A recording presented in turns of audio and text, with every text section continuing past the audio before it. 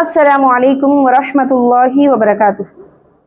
Rabbi इश्रह ली सदरी वयस्सिर ली अमरी वह్లుల్ ఉక్దతం మిన్ లిసానీ యఫ్కహు కౌలీ। ప్రియమైన మిత్రులారా, ఇది మన తజ్వీద్ క్లాస్ యొక్క 3వ భాగం. ఈరోజు మనం ఈ క్లాస్లో ఇన్షాల్లా అరబీ పదాలు అంటే అలిఫ్ నుండి యా వరకు అక్షరాల యొక్క ఆకారాలను ఎలా చేయాలో నేర్చుకుందాం.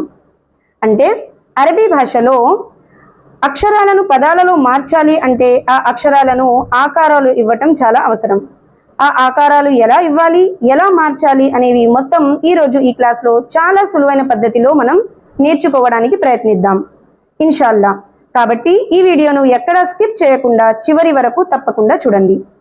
ప్రియమైన మిత్రులారా, బా, తా, సా, నూన్, యా ఈ 5 అక్షరాల యొక్క ఆకారాలు ఒకే విధంగా ఉంటాయి. ఇక్కడ మీరు చూడగలరు బా, తా, సా, నూన్, యా వీటిని ఒకే రకంగా రాయబడింది. కానీ వీటిలో భేదము ఏమిటి అంటే వీటి యొక్క చుక్కలు అంటే వీటి యొక్క నుక్తాలు. వీటి ఆకారాలు ఒకే విధంగా ఉన్నా వీటి యొక్క నుక్తా అంటే చుక్కల ద్వారా వీటిని మనం పోల్చగలము. బా యొక్క చుక్క కిందన 1, ఇదే విధంగా తా యొక్క చుక్కలు 2 పైన, సా యొక్క చుక్కలు 3 పైన, నూన్ యొక్క చుక్క 1 పైన, ఇదే విధంగా యా యొక్క చుక్కలు 2 కిందన. ఈ విధంగా వీటిని మనం పోల్చగలము. ఇదే ఆకారాన్ని మనం బా చేయవచ్చు, ఇదే ఆకారాన్ని మనం నూన్గా మార్చవచ్చు, ఇదే ఆకారాన్ని మనం కిందన 2 చుక్కలు పెట్టి యా చేయవచ్చు, ఇదే ఆకారాన్ని మనం పైన 2 చుక్కలు పెట్టి టాని చేయవచ్చు, ఇదే ఆకారాన్ని మనం 3 చుక్కలు పైన పెట్టి సాగా మార్చవచ్చు. ఈ విధంగా ఈ బా, తా, సా, నూన్, యా యొక్క ఆకారం ఈ విధంగా వస్తుంది. ఇప్పుడు జీమ్, హా, ఖో ఈ 3 అక్షరాల యొక్క ఆకారాలు కూడా ఒకే విధంగా ఉంటాయి. కానీ వీటిలో కూడా మనం వీటి చుక్కల ద్వారా మార్చవచ్చు. జీమ్ యొక్క చుక్క కిందన, హ అనేది ఖాళీగా ఉంటుంది, ఖ అనేది పైన ఒక చుక్క. అంటే ఇదే ఆకారాన్ని మనం కిందన ఒక చుక్క పెట్టి జీమ్ అయినా చేయవచ్చు, చుక్కలు లేకుండా దానిని హాగా మార్చవచ్చు, పైన ఒక చుక్క పెట్టి ఖాగా కూడా మనం మార్చవచ్చు. అంటే చుక్కల ద్వారా మనం ఈ ఆకారాన్ని జీమ్, హా, ఖా ఈ 3 ఏదైనా మనం చేయవచ్చు. ఇప్పుడు సీన్ మరియు షీన్. సీన్ యొక్క ఆకారం ఈ విధంగా, అంటే దీనిని మనం సీన్ యొక్క ఆకారంగా తీసుకున్నాము. షీన్ యొక్క ఆకారం సీన్ మరియు సీన్ యొక్క ఆకారం ఒకే విధంగా ఉన్నాయి. కానీ వీటిని కూడా మనం చుక్కల ద్వారా సీన్ మరియు షీన్గా మార్చవచ్చు. సీన్ అనేది ఖాళీగా ఉంటుంది, అదే షీన్ అనేది పైన 3 చుక్కలతో ఉంటుంది.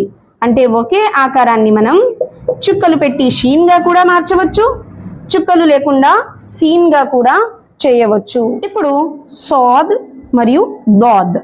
సోద్ మరియు దోద్ కూడా ఒకే ఆకారంతో ఉంటుంది. కానీ వీటిలో కూడా మనం చుక్కలు పెట్టి మార్చగలము. సోద్ అనేది ఖాళీగా ఉంది, దోద్ అనేది పైన ఒక చుక్కతో ఉంటుంది. అంటే ఒకే ఆకారాన్ని మనం సోద్గా ఖాళీగా ఉంచితే సోద్ అవుతుంది, పైన ఒక చుక్క ఉంటే దోద్ అవుతుంది. ఈ విధంగా దీన్ని ఇలా ఆకారంగా తీసుకోబడింది. ఇప్పుడు ఐన్ మరియు గైన్. ఐన్ మరియు గైన్ యొక్క ఆకారాలు కూడా ఒకే విధంగా ఉన్నాయి కాబట్టి వీటి ఆకారాలను వీటి చుక్కల ద్వారా మనం తెలుసుకోవచ్చు. ఐన్ అనేది ఖాళీగా ఉంది మరియు గైన్ పైన ఒక చుక్క ఉంది. మిత్రులారా, మొదటి స్థానంలో ఒకవేళ ఐన్ని మనం ఉపయోగించాలి అంటే ఈ ఆకారాన్ని ఉపయోగిస్తాము. ఉదాహరణకు మీరు ఇక్కడ చూడవచ్చు, మొదటి స్థానంలో ఐన్ని ఈ విధంగా తీసుకున్నాము.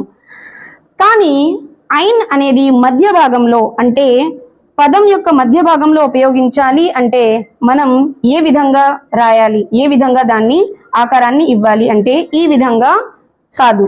మధ్య భాగంలో ఒకవేళ ఐన్ని మనం ఉపయోగించాలి అంటే ఈ విధంగా మనం ఆకారాన్ని ఇవ్వాలి. ఉదాహరణకు యా, ఐన్, బా, దాల్. ఐన్ని ఈ విధంగా అంటే ఇలా వంకి తిప్పి ఈ విధంగా రావడం జరుగుతుంది. అదే మొదటి స్థానంలో అయితే ఈ విధంగా, మధ్య భాగంలోనైతే ఈ విధంగా ఐన్ని ఉపయోగిస్తారు. ప్రియమైన మిత్రులారా, ఈ వీడియోలో ఎన్ని ఆకారాలు అయితే చెప్పబడ్డాయో వీటన్నింటినీ రాస్తూ చాలా శ్రద్ధగా దీనిని ప్రాక్టీస్ చేయాలి. అయితే మిగిలిన ఆకారాలను ఇన్షాల్లా, మిగిలిన అక్షరాల యొక్క ఆకారాలను మనం నెక్స్ట్ వీడియోలో నేర్చుకుందాము. కాబట్టి ఈ వీడియో ద్వారా మీరు దీనిని చాలా బాగా ప్రాక్టీస్ చేయండి, ఇంకా అందరికీ షేర్ కూడా చేయండి. అస్సలాము అలైకుం వరహ్మతుల్లాహి వబరకాతుహు.